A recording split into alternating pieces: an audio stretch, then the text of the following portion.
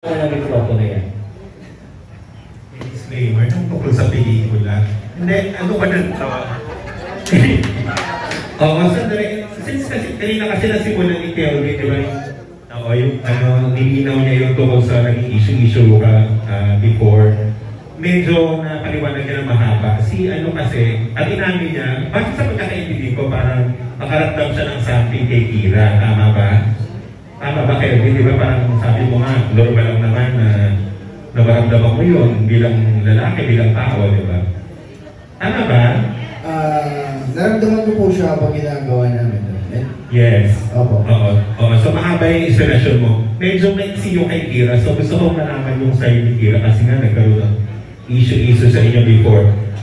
Was there a time, pakilinaw mo ng Kira, was there a time ba na parang naramdaman mo na parang pinaasa ka ni Kelvin or medyo may something na na-mislead ka niya into believing something kaya nagkaroon kayo ng medyo hindi pagkakaunawaan during the time?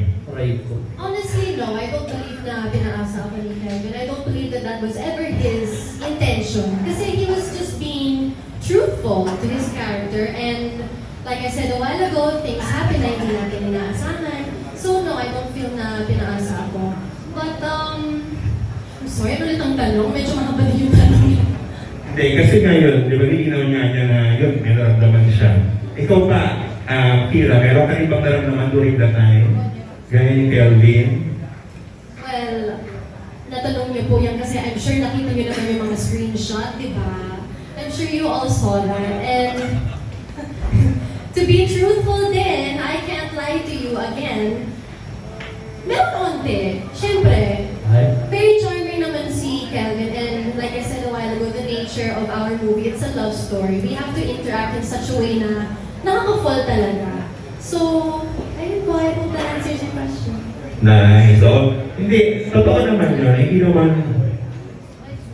Hindi naman talaga kapalipaliwala naman talaga yun na magkakainlaban lalo na kung love story yung totoo naman yun.